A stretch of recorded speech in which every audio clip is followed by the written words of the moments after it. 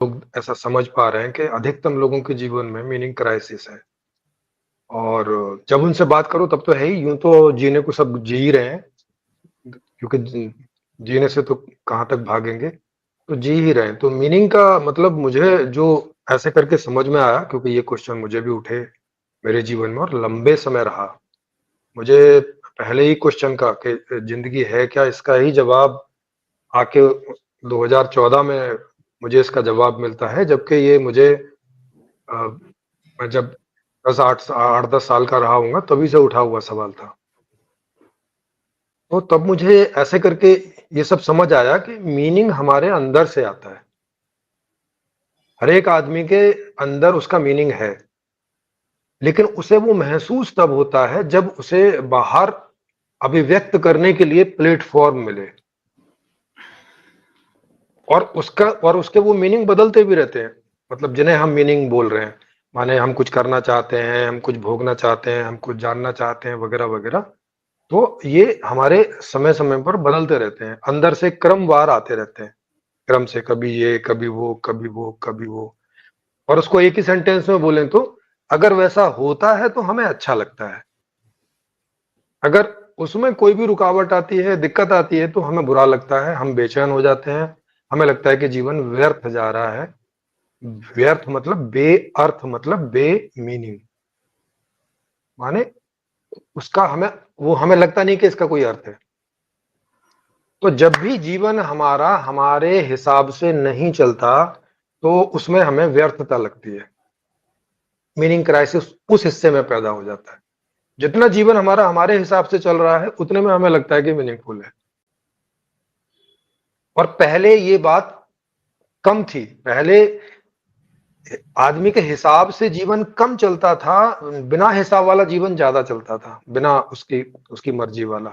फिर ये धीरे धीरे ये परसेंटेज चेंज हुआ कि अब थोड़ा जीवन जीने वाला परसेंटेज पहले की तुलना में थोड़ा बढ़ रहा है, और जो मजबूरी वाला जो फेस है वो थोड़ा कम हो रहा है।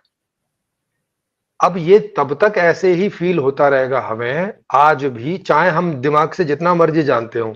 जैसे मैं दिमाग से जितना मर्जी जानता हूं कि जीवन का उद्देश्य सुखी होना है, और मुझे जो जो करने, खाने और जानने, उनने, जनाने इत्यादि में जो मजा आता है, पूरी तरह से मुझे पता है, मैं मेंटली, दिमागी रूप से। लेकिन अगर वो मुझे जीने को ना मिले, तो मुझे भी, मेरा जीवन लगेगा कि यार क्या फालतू का जीवन जी रहे हैं, क्या मतलब है ऐसे जीवन का। ये मुझे भी सवाल खड़ा हो जाएगा जानने के बाद भी। जिन्होंने इस पर दिमाग नहीं खपाया, उनका क्या हाल होता होगा, आप सोचिए जरा। मतलब सब जानने के बाद भी मैं दिमागी रूप से 100% कंफर्म हूं इस बारे में कि यही है, अगर ऐसा होता रहे तो सब मजे मजे है, कोई कोई मीनिंग क्राइसिस खड़ा नहीं होगा जीवन में। बच्चों में भी नहीं होता। बच्चों में जब तक उनके माता पिता उनको सब बढ़िया टेक केयर करते रहते हैं, तो उनको कोई क्वेश्चन नहीं खड़ा होता। जैसे ही उनकी टेक केयर में कमी होती है, या जो माँ बाप नहीं कर पाते, और या बड़े हो जाते हैं तो उनको ज्यादा चीजें चाहिए होती है, माँ बाप नहीं प्रोवाइड कराते, क्राइसिस शुरू हो जाता है।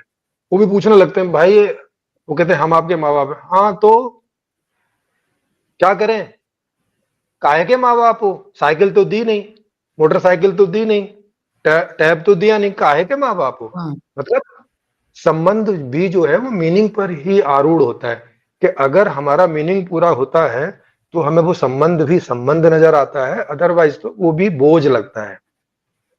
तो इससे हमें तो यही समझ में आता है कि जीवन का क्राइसिस ये तब तक रहेगा, केवल जानने भर से काम नहीं चलने वाला।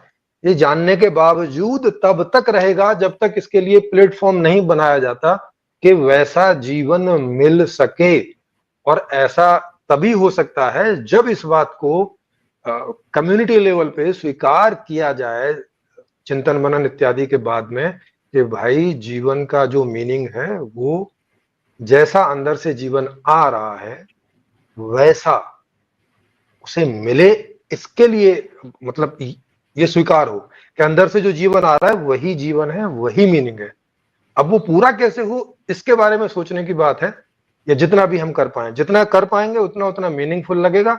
जितना रह करने से रह जाएगा वो मीनिंगलेस लगता ही रहेगा, भले ही कुछ भी जान लो। जी।